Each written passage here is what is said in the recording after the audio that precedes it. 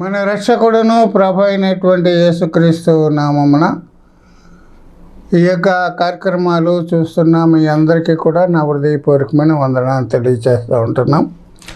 ప్రియులరా, మీ అందరి కోసం కూడా మేము ప్రార్థన చేస్తున్నాం. మీలో మరి చాలామంది మా కోసం ప్రార్థన చేయండి అని ఫోన్ చేస్తున్నారు. వారి కోసం అలాగే కార్యక్రమం చూస్తున్న మీ అందరి కోసం కూడా మేము ప్రతిదినం కూడా ప్రార్థన చేస్తూ వస్తున్నాం. మీరు కూడా మా యొక్క పరిచర్యల కోసం, మీ యొక్క టీవీ పరిచర్య కోసం మీరు ప్రార్థన చేయండి. అలాగే మీ యొక్క ప్రార్థన అవసరతలు ఏమైనా ఉన్నట్లయితే మరి స్క్రీన్ మీద మా ఫోన్ నెంబర్ కనిపిస్తుంది. మీరు ఆ నెంబర్కి ఫోన్ చేస్తే మీకోసం మేము ప్రార్థించగలుగుతాం. ప్రార్థన చేసి కార్యక్రమాన్ని ప్రారంభించుకుందాం.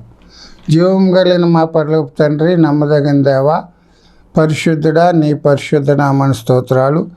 నీ కృప చేత, ప్రేమ చేత మరోసారి నీ బిడ్డలతో కలిసి సహవాసం చేయడానికి, నీ వాక్యాన్ని ధ్యానం చేయడానికి మీరు మాకు ఇచ్చిన గొప్ప కృపకై నీకు వందనాలు, స్తోత్రాలు. ఈ సమయంలో మీరే మాతో మాట్లాడండి. నీ బిడ్డలకు కావాల్సిన వర్తమానం మీరు దయచేయండి.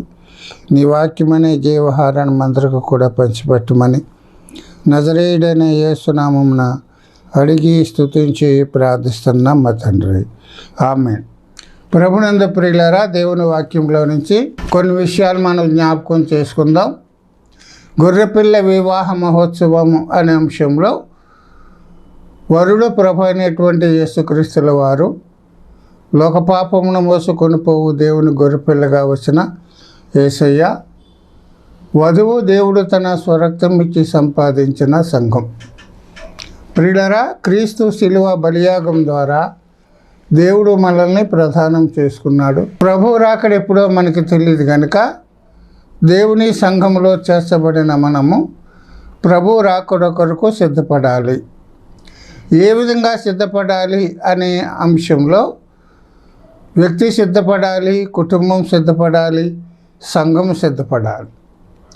సిద్ధపాటు అనేది నీ దగ్గర నుంచే ప్రారంభం కావాలని నేర్చుకుంటూ మరి వ్యక్తి ఏ విధంగా సిద్ధపడాలి అనే అంశంలో యోబు గ్రంథం 22 అధ్యాయం 23వ వచనంలో, నీ గుడారములలో నుండి దుర్మార్గమును దూరముగా తొలగించిన ఎడల నీవు అభివృద్ధి పొందేదవని వాక్యం మనకి తెలియజేస్తూ ఉంటుంది. మన గుడారాల్లో ఉండే దుర్మార్గతను మనం తీసివేసుకుంటేనే కానీ మనం ఆశీర్వాదం పొందలేము, దేవుని రాజ్యానికి మనం వెళ్ళలేము, ఆయన ఉండే స్థలంలో మనము ఉండలేము. మరి విశేషంగా అనేక సారూప్యంలోనికి మనం మార్చబడలేమని మనం ప్రతివారు గమనించాలి. మానవునికి 4 గుడారాలు ఉన్నాయని మనం నేర్చుకున్నాం. గుడారం అంటే అర్థం ఏంటంటే అది శాశ్వతమైనది కాదు, అది తాత్కాలికమైనదే. ఈ 4 గుడారాలు కూడా మనం ఈ భూమి మీద ఉన్నంత కాలమే అవి మనకు ఉపయోగకరంగా ఉంటాయి.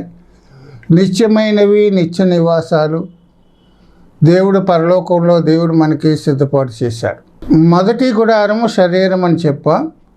శరీరము ఉండే దుర్మార్గత, కోపము, ఆవేశము, ద్వేషము, దురాలోచన, శరీర కార్యములు ఇవన్నీ కూడా మనం తొలగించుకోవాలి. మరి విశేషంగా శరీరము దేవుని మందిరమని వాక్యం చెప్తుంది కనుక మన శరీరాన్ని దేవుని మందిరముగా ఉంచుకోకపోతే అది దుర్మార్గత. చెడు వ్యసనాలకి బానిసైపోయి, చెడు అలవాట్లకి మనం లోనైపోయి మన శరీరాన్ని పాడు చేసుకుంటే, దేవుని మందిరముగా ఉంచుకోకపోతే అది దుర్మార్గత. అటువంటి దుర్మార్గతను మనం తొలగించుకోవాలి. రెండవ గుడారం ప్రియులారా, మనం నివాసం చేసే ఇల్లు. దేవుడు మనకి ఈ శరీరాన్ని వదిలిపెట్టిన తర్వాత మహిమ శరీరాన్ని దేవుడు ఇవ్వబోతున్నాడు. అలాగే ఇంటిని కూడా మనం వదిలిపెట్టిన తర్వాత దేవుడు మన కొరకు పరలోకంలో స్థలాన్ని సిద్ధపరుస్తున్నాడు, మనకి నివాస స్థలాలు ఏర్పాటు చేస్తున్నాడు. మన ఇంటిలో ఉండే దుర్మార్గతను తీసివేయాలి. అన్యాయమైనది, అక్రమమైనది, మోసకరమైనది మనం తీసివేయాలి. ప్రియులరా, మన ఇంటిలో దేవుని మందసం ఉండాలని నేర్చుకున్నాం. మన ఇంటిలో దేవుని మందసం ఉంటే మనం అన్ని విషయాల్లో కూడా మనం ఆశీర్వదించబడతాం. అలాగే 3వ గుడారం ప్రియులరా, దేవుని యొక్క మందిరం. దేవుని మందిరములో ఉండే దుర్మార్గాన్ని మనం తీసివేయాలి. దేవుని మందిరములో దేవుడు పరిశుద్ధత కోరుకుంటున్నాడు. ప్రియులరా, ఈనాడు దేవుని మందిరాల్లో పరిశుద్ధతను మనం చూడలేకపోవడం విచారకరమైన సంగతి. అది దుర్మార్గత. దేవుని మందిరములో ప్రియులరా, దేవుని క్రమం జరగాలి, దేవుని పద్ధతి జరగాలి. ఈనాడు దేవుని మందిరాల్లో మానవ పద్ధతుల ప్రకారంగా దేవుని కార్యాలు జరుగుతుండడం అనేది దుర్మార్గత. భక్తుడు చెప్పాడు, దేవుని మందిరములో పచ్చని ఒలీవ చెట్టు వలె ఉన్నానన్నాడు. నీవు నేను దేవుని మందిరములో పచ్చని ఒలీవ చెట్టు వలె ఉండాలి. ఫలాలు ఇచ్చే చెట్ల వలె ఉండాలి. దేవుడు ఆశించిన ఫలాలు ఇచ్చే చెట్ల వలె మనం ఉండాలి. ఈనాడు దేవుని మందిరంలో ఫలాలు లేని చెట్లు ఉన్నాయి. ఆకులు తప్ప ఫలాలు లేని చెట్లు ఉన్నాయి. ఎండిపోయిన చెట్లు ఉన్నాయి. ప్రియులరా, కారు ద్రాక్షలు కాసే చెట్లు ఉన్నాయి. మరి ముఖ్యంగా ముండ్ల చెట్లు కూడా ఈ సంఘంలో ఉన్నాయి. సంఘాన్ని పాడు చేసి ఉండే సంఘాన్ని మరి కష్టపెట్టే విశ్వాసులు ఈనాడు సంఘాల్లో ఉన్నట్లుగా మనం చూస్తాం. 4వ గుడారం ప్రియులరా, దేవుని యొక్క సంఘం. దేవుడు తన స్వరక్తం ఇచ్చి సంపాదించిన సంఘం. ప్రియులరా, సంఘం ఆయనది. సంఘానికి శిరస్సు క్రీస్తు. సంఘము ఆయన యొక్క శరీరం.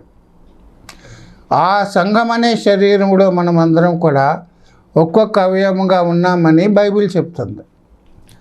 మనమందరం కూడా దేవుని సంఘములో అవయవాలుగా ఉంటున్నప్పుడు దేవుడు మనకు అప్పగించినటువంటి బాధ్యతలు, పనిని మనం నమ్మకంగా మనం చేయాలి. అదే సమయంలో దేవుడు మనకి ఇచ్చినటువంటి తలాంతులు కానీ వరాలు కానీ దేవుని మహిమార్థమై సంఘ క్షేమాభివృద్ధి కొరకు అవి వాడబడాలి. కానీ మన సొంతానికి కానీ స్వార్థానికి కానీ స్వలాభానికి కానీ అవి వాడకూడదని వాక్యం మనకి చెప్తుంది. ప్రియులరా, దేవుని సంఘములో ఎటువంటి వారు ఉన్నారు అనేది కూడా మనం ధ్యానం చేశాం. దేవుని సంఘములో మరి బుద్ధి కలిగిన వారు ఉన్నారు, బుద్ధి లేని వారు కూడా ఉన్నారు. ఇద్దరు కూడా కలిసే ఉన్నారు. ఎవరు బుద్ధిమంతులో ఎవరు బుద్ధిహీనులో తెలియడం లేదు.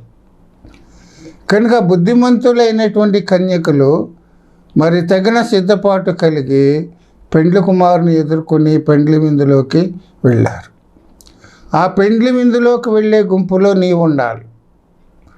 నువ్వెంతకాలం సంఘంలో ఉన్నావని కాదు, కానీ పెండ్లి విందులోకి వెళ్ళే గుంపులో నీవు ఉన్నావా లేదా అనేది పరిశీలించుకోవాలి. ఇంకా సంఘములో ఎవరున్నారంటే పెద్ద కుమారుడు, చిన్న కుమారుడు స్వభావం లాంటి మరి విశ్వాసులు కూడా ఉన్నారు.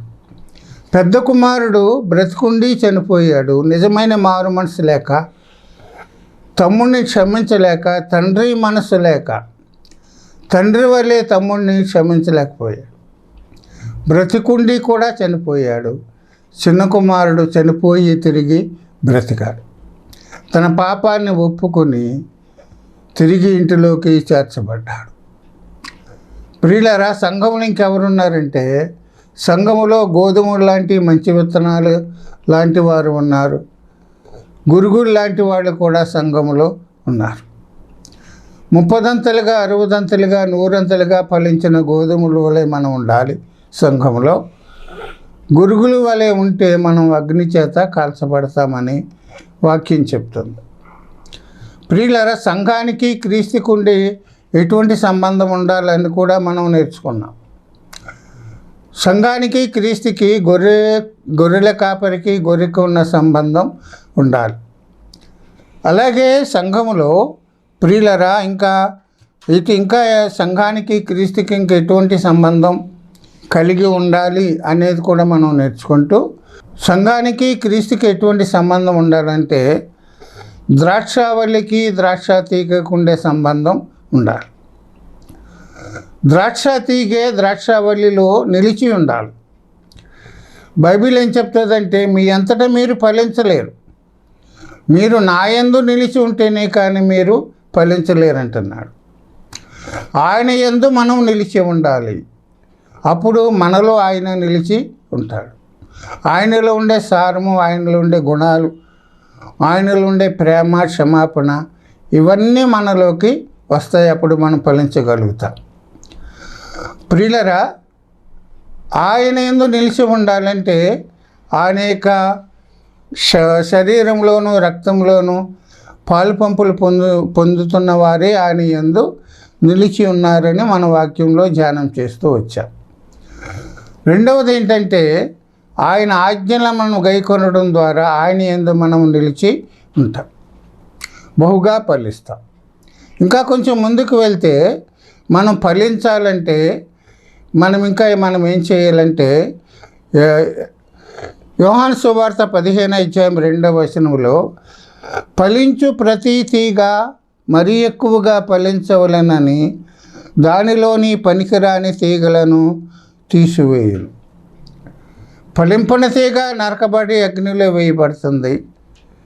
కానీ ఫలించే తీగ మరి ఎక్కువగా ఫలించాలని ఆ యొక్క యజమాని ఏం చేస్తున్నాడంటే, దానిలో ఉండే పనికిరాని తీగలన్నీ కూడా తీసివేస్తున్నట్లుగా మనం చూస్తాం. సంఘములో ఈనాడు పనికిరాని తీగలు ఎన్నో ఉన్నాయి. మనలో కూడా పనికిరాని తీగలు ఉన్నాయి. ఫలింపని తీగలు సంఘములో ఉన్నాయి, ఫలించే తీగలు కూడా సంఘములో ఉన్నాయి. ఫలించని తీగలు వారు ఎటువంటి వారంటే వేషధారణ కలిగినటువంటి క్రైస్తవులు, ఆచార సంబంధమైన అలవాటు సంబంధమైనటువంటి క్రైస్తవులు. పైకి భక్తిగా కనిపిస్తారు, కానీ దాని శక్తిని ఆశ్రయించిన వారు ఫలింపని తీగలు. ఫలించే తీగలు ప్రియులరా మరింకా ఎక్కువగా ఫలించాలని దానిలో ఉండే పనికిరాని తీగలను యజమాని తీసివేస్తున్నాడు. ఈనాడు ప్రియులరా, మరి రైతు ఏం చేస్తాడంటే, వేసిన పంట మంచిగా దిగుబడి కావాలి, మంచిగా పండాలి, ఎక్కువగా పండాలని చెప్పి ఎరువు వేస్తాడు. ఎరువు వేసే ముందు రైతు ఏం చేస్తాడంటే, ఆ పంటలు ఆ చేలో ఉండేటువంటి కలుపు మొక్కలు, పనికిరాని మొక్కలన్నీ కూడా తీసివేస్తాడు. కలుపు మొక్కలు ఉండడం వల్ల పంటకి నష్టం. పనికిరాని మొక్కలు ఉంటాయి పొలంలో. కలుపు మొక్కలు ఏం చేస్తాయంటే, ఆ యొక్క పొలంలో వేసినటువంటి ఎరువును అవి తీసుకొని ఫలించే మరి మొక్కకు వెళ్లకుండా అవి ఆటంకపరుస్తాయి, పంటకి నష్టాన్ని చేకూరుస్తాయి. కనుక రైతు ఏం చేస్తాడంటే, ముందుగా కలుపు మొక్కలను, పనికిరాని మొక్కలను తీసివేసి అప్పుడు ఎరువు వేసి నీరు పెడతాడు. అప్పుడు అది ఎక్కువగా ఫలిస్తుంది, దిగుబడి కూడా ఎక్కువగా వస్తుందని మనం గమనించాలి. అలాగే మన ఆత్మీయ జీవితంలో కూడా మనం ఫలించాలి. దేవుడు ఆశించేది ఏంటంటే, మీరు ఫలించండి, మీరు ఫలించటం వల్ల పరలోకమున్న నా తండ్రి మహిమపరచబడునంట. మనం ఫలించాలని దేవుడు ఆశపడుతున్నాడు. ఫలించాలంటే మనలో ఉండే పనికిరాని తీగలు ఎన్నో ఉన్నాయి. ప్రతి వ్యక్తిలో కూడా పనికొచ్చేవి కంటే పనికిరాని తీగలే ఎక్కువగా ఉన్నట్లుగా మనం చూస్తున్నాం. దేవునికి అయిష్టమైనవి ఎన్నో మన జీవితాల్లో, ఆత్మీయ జీవితంలో ఉన్నాయి. మనం ఫలించాలంటే పనికిరాని తీగలన్నీ కూడా తీసివేయాలి. అప్పుడే మనం బహుగా ఫలించగలుగుతాం. కనుక కొన్నిటిని మనం విసర్జించాలి. విసర్జించకపోతే, తీసివేయకపోతే అవి చాలా నష్టాన్ని చేస్తాయి. కనుక ప్రియులరా, మనం కొన్ని పనికిరాని తీగల గురించి మనం ధ్యానం చేద్దాం. విశ్వాస జీవితంలో, క్రైస్తవుల జీవితాల్లో ఈనాడు ఫలాలు లేవు, దేవుడు ఆశించిన ఫలాలు లేవు. ఎందుకంటే విశ్వాస జీవితంలో కలుపు మొక్కలు ఉన్నాయి. ఆ కలుపు మొక్కలు తీసివేస్తేనే కానీ మనం ఫలించలేం. ఎఫ్సి పత్రిక 4:31 పౌలు ఆ సంఘానికి వ్రాస్తే ఏమంటాడంటే, సమస్తమైన ద్వేషము, కోపము, క్రోధము, అల్లరి, దూషణ, సకలమైన దుష్టత్వము మీరు విసర్జించుడి. ఒకని ఎడల ఒకడు దయ కలిగి క్రీస్తునందు దేవుడు మిమ్మును క్షమించిన ప్రకారము మీరును ఒకరినొకరు క్షమించు. తీసివేయమని చెప్తున్నాడు. మళ్ళా మనం ఏమి కలిగి ఉండాలంటే, దేవుడు మిమ్మల్ని క్షమించాడు కనుక మీరు కూడా ఒకరినొకరు క్షమించుకోండి. ఏటిని మనం విసర్జించాలి, తీసివేయాలంటే సమస్తమైన ద్వేషము, కోపము, క్రోధము, అల్లరి, దూషణ, సకలమైన దుష్టత్వం. ఇవి పనికిరాని తీగలు. వ్యక్తి ఆత్మీయ జీవితాన్ని పాడు చేసేవి. దేవునిలో ఎదగకుండా, దేవుని సారూప్యంలోకి మార్చబడకుండా, దేవుని మార్గములో నుండి తొలగించేవి ఏంటంటే ఈ సమస్తమైనటువంటి ద్వేషము, కోపం. కనుక ప్రియులరా, ద్వేషాన్ని మనం తీసివేయాలి. ద్వేషం అంటే అర్థం ఏంటంటే అది ఒకరి పట్ల మనం చూపించే వ్యతిరేకత అనండి, లేకపోతే తృణీకరించడం అనండి, లేకపోతే అసహించుకోవడం అనేది. చిన్న చూపు చూడడం. ఒకరిని చూసి మనం చిన్న చూపు చూస్తాం, ద్వేషిస్తాం. ఆ ద్వేషించడాన్ని బట్టి మన ఆత్మీయ జీవితానికి చాలా ప్రమాదం కలుగుతుందని మనం గమనించాలి. కనుక ద్వేషం అనేది మన జీవితంలో ఉండకూడదు. ఆ విధంగా ద్వేషించిన వారి జీవితాలు ఏమైపోయినాయో మనం గమనించాలి. ప్రియులరా, యాకోబుకి 2 భార్యలు ఉన్నారు. పెద్ద భార్య పేరు లేయా, రెండవ భార్య పేరు రాహేలు. జరిగిన సంగతి ఏంటంటే యాకోబు రాహేలుని ఎక్కువగా ప్రేమించాడు. ఆమె ప్రేమను పొంది ఆమెను వివాహం చేసుకోవడానికి ప్రియులరా 14 సంవత్సరాల కొలువు చేశాడు. 7 సంవత్సరాల కొలువు చేసిన తర్వాత మరి యాకోబు అన్నాడు, నేను భార్య దగ్గరికి వెళ్తానంటే లాబాను ఏం చేశాడంటే ఆ రాత్రి లేయాను పంపించాడు.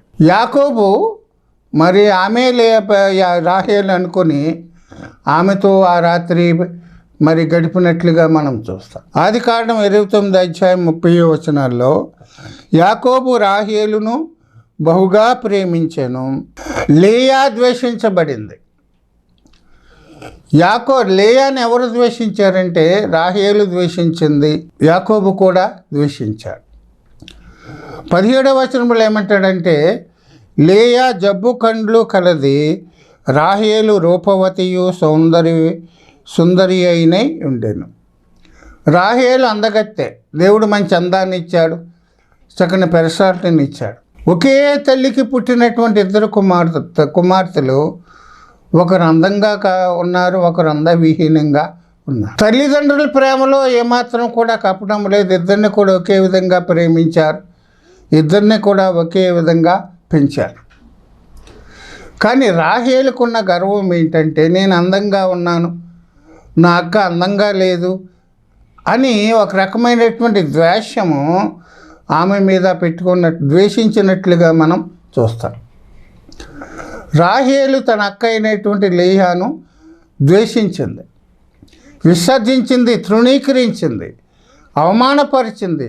మాటలతోటి, చేతలతోటి, క్రియలతోటి ఆమెను ఎంతగానో అవమానపరిచింది, సిగ్గుపరిచింది.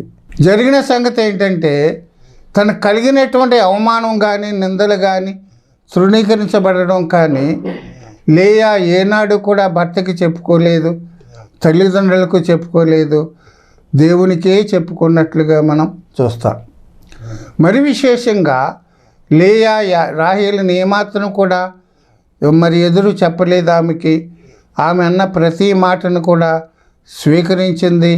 మరి విశేషంగా తన చెల్లి అనేటువంటి రాహేలును ప్రేమించింది. ఆమె అన్న మాటలన్నీ కూడా క్షమించింది. దేవుని దగ్గరే తన గోడు వెళ్ళబోసుకుంది. అటువంటి పరిస్థితుల్లో ద్వేషించబడిన వారు, ద్వేషించిన వారు ఇద్దరు విషయాల్లో కూడా దేవుడు తీర్పు తీర్చాడు. దేవుడు వారిద్దరు ద్వేషించబడిన వారు, ద్వేషించిన వారికి దేవుడు ఏమైనా తీర్పు ఇచ్చాడంటే గమనించండి ప్రియులరా. ఆదికాండం 29 అధ్యాయం 31వ వచనంలో లేయా ద్వేషించబడుట యెహోవా చూసి ఆమె గర్భము తెరిచెను, రాహేలు గొడ్రాలై ఉండెను. గమనించండి, ద్వేషించబడినటువంటి లేయా దేవుడు గర్భాన్ని తెరిచాడు, ద్వేషించినటువంటి రాహేలు గర్భాన్ని దేవుడు మూసివేశాడు. ఈనాడు నువ్వు ద్వేషించబడుతున్నావా? ఇతరుల చేత తృణీకరించబడుతున్నావా? అవమానపరచబడుతున్నా? సంఘంలో నీకు సరైనటువంటి పరిస్థితులు నీకు లేవా? తోటి విశ్వాసుల చేత మరి అందరి చేత నీవు తక్కువగా చూడబడుతున్నావా? దేవుడు నిన్ను చూస్తున్నాడు. నీవు ద్వేషించబడడం దేవునికే మనం తెలియచేయాలి. మనం పడిన నిందను, అవమానాన్ని, తృణీకరాన్ని దేవునికి తెలియచేస్తే దేవుడు తగిన కాలంలో మన పట్ల కార్యము జరిగిస్తాడు. జరిగిన సంగతి ఏంటంటే లేయా గర్భాన్ని తెరిచాడు, రాహేలు గర్భాన్ని మూసివేశాడు. గమనించండి ప్రియులరా, లేయా గర్భములో నుండి యూదా వచ్చాడు. యేసయ్య ఏ వంశములో నుండి వచ్చాడంటే యూదా వంశములో నుండే వచ్చాడు. తృణీకరించబడినటువంటి, ద్వేషించబడినటువంటి లేయా గర్భములో నుండి యేసయ్య వచ్చినట్లుగా అంతటా ఆధిక్యత ఆమెకు ఇచ్చాడు. గమనించండి, తృణీకరించబడిన వారికి దేవుడు ఆశీర్వాదం ఇస్తాడు. ప్రియులరా, నీవు నేను అటువంటి ఆశీర్వాదానికి మనం పాత్రలు కావాలి. ఈనాడు మనం తృణీకరించబడినప్పటికి కూడా, ప్రియులరా గమనించండి, తృణీకరించబడినప్పటికి కూడా దేవుడు చూస్తున్నాడు. లేయా తృణీకరించబడింది, దేవుడు ఆమెను ఆశీర్వదించాడు. ఎవరైతే తృణీకరించాడో ఆ రాహేలు గర్భాన్ని దేవుడు మూసివేశాడు. గమనించండి ప్రియులరా, ఇంకొక ఉదాహరణ కూడా మనం చదువుదాం. ప్రియులరా, మొదటి సమూయేలు గ్రంథంలో ఎల్కానాకి 2 భార్యలు ఉన్నారు, హన్నా, పెనిన్నా. జరిగిన సంగతి ఏంటంటే పెనిన్నాకి పిల్లలు, కుమారులు, కుమార్తెలు కలిగారు. హన్నా యొక్క గర్భాన్ని దేవుడు మూసివేశాడు కనుక ఆమెకి సంతానము లేకపోయింది. పెనిన్నాకి ఎప్పుడైతే పిల్లలు కలిగారో పెనిన్నా ఏం చేయడం ప్రారంభించిందంటే తన సవతి అయినటువంటి హన్నాను ద్వేషించడం ప్రారంభించింది. సూటి పోటీ మాటలతో వేధించడం.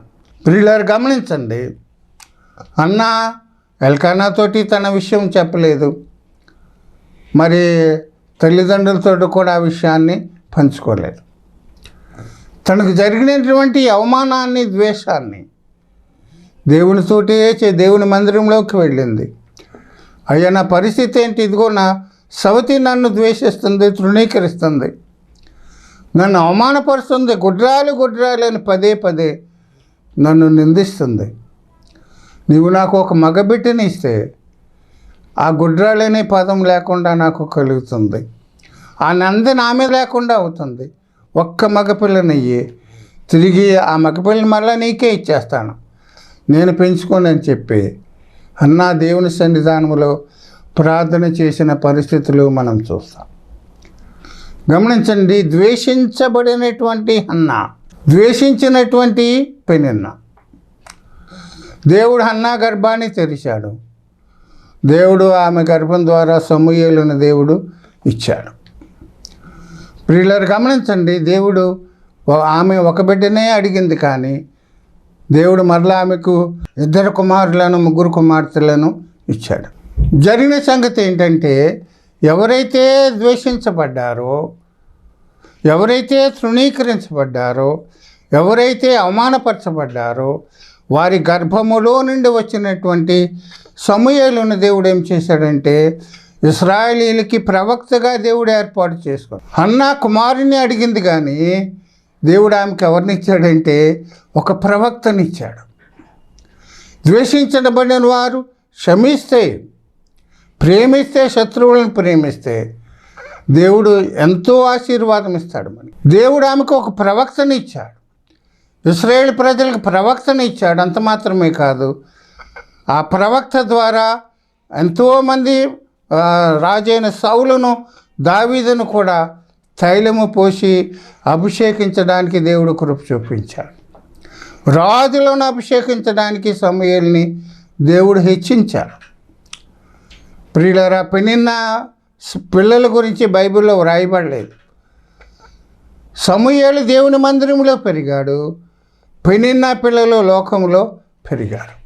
ఎవరైతే ద్వేషించారో వారి పిల్లల సంగతి బైబిల్లో లేదు. కొత్త నిబంధనలో కూడా ప్రియులరా, మరి 2 వ్యక్తులు ప్రార్థన చేయడానికి దేవుని మందిరంలోకి వెళ్ళారు. ఒకడు పరిసయ్యుడు, ఒకరు సుంకరి. పరిసయ్యుడు ధర్మశాస్త్ర ప్రకారంగా జీవిస్తున్నాడు. తాను చేసిన మంచి క్రియలన్నీ కూడా దేవుని దగ్గర చెప్పుకుంటున్నట్లుగా మనం చూస్తాం. గమనించండి, పరిసయ్యుడు చేసిన ప్రార్థనలు ఏముందంటే తన్ను తాను హెచ్చించుకున్నాడు, ఇతరులను తృణీకరించాడు.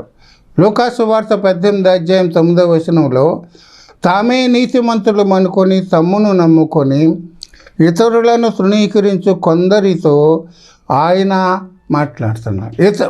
నీతిమంతులు మనం అనుకోవడంలో తప్పు లేదు, కానీ నీతిమంతులు అనుకుని ఇతరులను తృణీకరించడం అనేది తప్పు. ఇతరులను ద్వేషించడం పరిసయ్యుడు చేసిన పని అదే. తన ప్రక్కన ఉన్న సుంకరిని ద్వేషించాడు, తక్కువగా చూశాడు, హేళనగా మాట్లాడాడు. నేను ఈ సుంకరి వలె ఉండనందుకు నీకు వందనాలు అన్నాడు. అంటే సుంకరి తృణీకరించబడ్డాడు, ద్వేషించాడు సుంకరిని. ప్రియులరా, జరిగిన సంగతి ఏంటంటే పరిసయ్యుడు ప్రార్థన చేశాడు, సుంకరి ప్రార్థన చేశాడు. వాక్యములు ఏముందంటే సుంకరి చేసినటువంటి ప్రార్థన అతనిని నీతిమంతుడిగా చేసింది. తన ఇంటికి వెళ్ళాడు. ద్వేషించినటువంటి పరిసయ్యుని ప్రార్థన నీతిమంతుడిగా చేయలేకపోయింది. అతను చేసిన ఉపవాసాలు, అతనిచ్చినటువంటి కానుకలు, అతనిచ్చినటువంటి దశంభాగాలు ఇవేమో కూడా అతన్ని నీతిమంతుడిగా చేయలేకపోయి తృణీకరించబడి ప్రార్థన చేసినటువంటి సుంకరి ప్రార్థన అతన్ని నీతిమంతుడిగా చేసింది. ఈనాడు సంఘాల్లో ఇటువంటి వాళ్ళే ఉన్నారు. నేనే నీతిమంతుడిని, నేను ప్రార్థనా పరుడిని, నేనే భక్తి పరుడిని అని చెప్పుకొని ఇతరులను తృణీకరిస్తున్నటువంటి విశ్వాసుల సంఘంలో ఉన్నారు. అది దుర్మార్గత. ద్వేషించడం అనేది దుర్మార్గత. దేవుడు నీకు ఏ స్థితి ఇచ్చాడు? ధనం ఇచ్చాడా, ఐశ్వర్యం ఇచ్చాడా, చదువు ఇచ్చాడా, ఉద్యోగం ఇచ్చాడు, ఆ పదవి ఇచ్చాడా, ఉన్నతమైన స్థితిని ఇచ్చాడు. దేవుడు నీకు ఏ స్థితి ఇచ్చాడో ఆ స్థితిని బట్టి మనం దేవుని స్తుతించాలి, ఆ స్థితిని బట్టి తృప్తిపరచబడాలి. అంత మాత్రమే కానీ ఇతరులను ద్వేషించడం, తృణీకరించడం, అవమానపరచడం అనేది దుర్మార్గత. బైబిల్ ఏం చెప్తుందంటే మీరు బహుగా ఫలించాలని పనికిరాని తీగలను తీసివేయాలి. మనలో పనికిరాని తీగలు ఉన్నాయి. కోపం ఉంది, ఆవేశం ఉంది, క్రోధం ఉంది, ద్వేషం ఉంది. ఇవన్నీ కూడా మనం తొలగించుకోవాలి, విసర్జించుకోవాలి. అవన్నీ తీసివేస్తేనే కానీ మనం ఫలించము. కనుక ప్రభు చిత్తమైతే మరలా కొన్ని విషయాలు వచ్చే ఎపిసోడ్లో మనం జ్ఞాపకం చేసుకుందాం. దేవుడు ఈ మాటలు మన కోసం దీవించి ఆశీర్వదించునుగాక. ప్రార్థన చేద్దాం. జీవం కలిగిన మా పరలోక తండ్రి, నమ్మదగిన దేవా, పరిశుద్ధుడా, నీ పరిశుద్ధ నామన స్తోత్రాలు.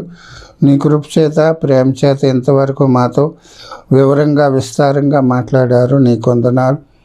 మేము బహుగా ఫలించాలంటే మాలో ఉండే పనికిరాని తీగలను తీసివేయాలని నేర్పిస్తూ ద్వేషించడం అనేది మాకు తెలియచేశారు. విస్తబడిన వాక్యానికి నీరు కట్టండి, ఫలింపు చేయండి. మాలో ఎటువంటి ఇతరుల పట్ల ద్వేషం లేకుండా ప్రేమించే మనసు మాకు దయచేయమని ఉన్న వారందరినీ, ఇక మాటలు ఉన్న వారందరినీ మీరు దీవించండి. నీ కృపలో వారి జ్ఞాపకం చేసుకోండి. వాక్యానుసారమైన జీవితం వారు జీవించడానికి నీ కొరకు బహుగా ఫలించే వారిగా చేయమని, నీ కృపలో వారిని జ్ఞాపకం చేసుకోమని యేసునామమున అడిగి స్తుతించి ప్రార్థిస్తున్నాం మా తండ్రి. ఆమేన్. మీ అందరికీ నా హృదయపూర్వకమైన వందనాలు.